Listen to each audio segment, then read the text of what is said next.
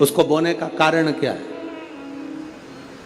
केवल कोई कहे कि हम ठाकुर जी को भजते हैं, भगवान कृष्ण को भजते हैं, कोई कहे हम तिरुपति बालाजी को, नारायण को भजते हैं, कोई कहता है कि हम हरि विट्ठल को, पांडुरंगा को भजते हैं, हमारे यहाँ हाँ हम इनको भजते हैं तो जवारे नहीं बोते। ना ना, पुष्टि मार्गी है, ठाकुर जी की सेवा करने वाला है, उसके यहाँ भी ये 9 दिन जवारे बोए जाते हैं। रामानुज संप्रदाय से जुड़ा हुआ है, नारायण की पूजन कर रहा है, उसके घर में भी जवारे बोए जाते हैं। पांडुरंगा हरि विट्ठल की उपासना कर रहा है, उसके घर में भी जवारे बोए जाते हैं।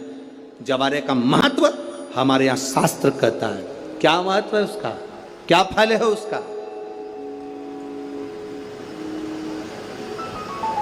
महाराज, जब देवी माता ने दुर्गा भवानी को पंचायत में बुलाया गया, शिव पंचायत में मां दुर्गा बैठी हुई है, और शिव पंचायत में जब दुर्गा भवानी बैठी, उपद्रवियों ने उपद्रव मचाया, अहंकारियों ने अहंकार मचाया, असुरों ने, राक्षसों ने हाहाकार मचाना प्रारंभ करा।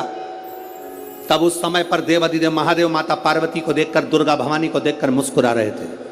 केवल शिव मुस्कुरा रहे हैं, पार्वती को देखकर, दुर्गा भवानी को देखकर, मां जगत जननी को देखकर केवल मुस्कुरा रहे हैं। तब देवता सूर्य नारायण ने भगवान शिव जी को देखकर हाथ जोड़कर प्रार्थना करी। भास्कर देव बोले, सूर्य नारायण बोले, बाबा मेरे मन के संशय को मिटा दीजिए। शिव जी ने पूछा क्या काम है? बोलो क्या चाहते हो? शंकर भगवान से सूर्य देव, भास्कर देव कहते हैं, प्रभु आपके मुस्कुराने का कारण क्या है? भारत की भूमि पर जितनी जगह पर भी आप लोग कथा सुन रहे हो, आस्था चैनल पर, फेसबुक, यूट्यूब पर जितने लोग कथा सुन रहे हो, बड़े ध्यान से सुनना कि जवारे क्यों बोए जाते हैं, नवरात्रि में जवारे की महत्वता क्यों होती है, क्यों बोया जाता है, मिट्टी में गेहूं डालकर क्यों उत्पन्न किया जाता है, उसकी महत्वता क्या है?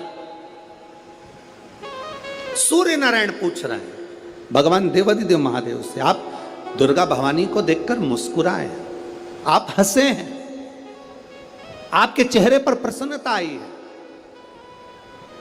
कारण क्या? और महाराज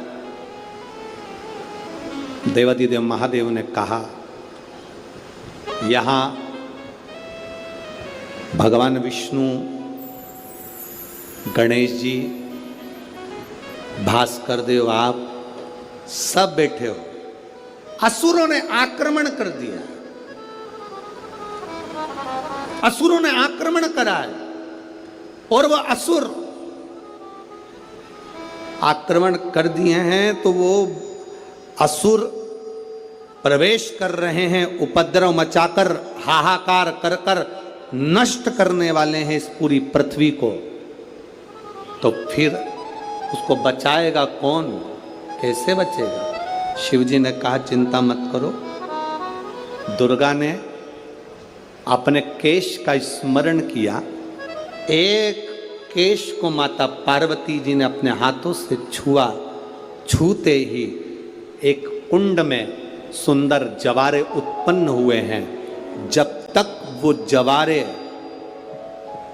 बड़े नहीं हो जाते, जब तक वो जवारे थोड़े प्रबल नहीं हो जाते, तब तक एक भी असुर प्रवेश नहीं कर सकता, हाहाकार नहीं मचा सकता और अंदर आ नहीं सकता। शिव महापुराण की कथा कहती है, जवारे जिसके यहाँ बोए जाते हैं, जवारे का, आप लोग कहते हैं कहीं पर देवी जी बैठी हैं, किसी के यहाँ मिट्टी की मूर्ति आई, 21 फीट की, 41 फीट की, 15 फीट की, 10 फीट की, 25 फीट की देवी जी की प्रतिमा स्थापना हुई। लोग कहते हैं हम देवी जी का दर्शन करने जा रहे हैं, दुर्गा जी का दर्शन करने जा रहे हैं। शिव महापुराण की कथा कहती है वो दुर्गा जी का दर्शन नहीं, देवी का दर्शन नहीं। नवरात्रे में जहां जवारे बोए जाते हैं वहां मात्र आप पांव रखते हैं तो अपने घर में से क्लेश दूर हट जाता है, अहंकार दूर हट जाता है, अभिमतता दूर हट जाती है, तकलीफें दूर हट जाती है।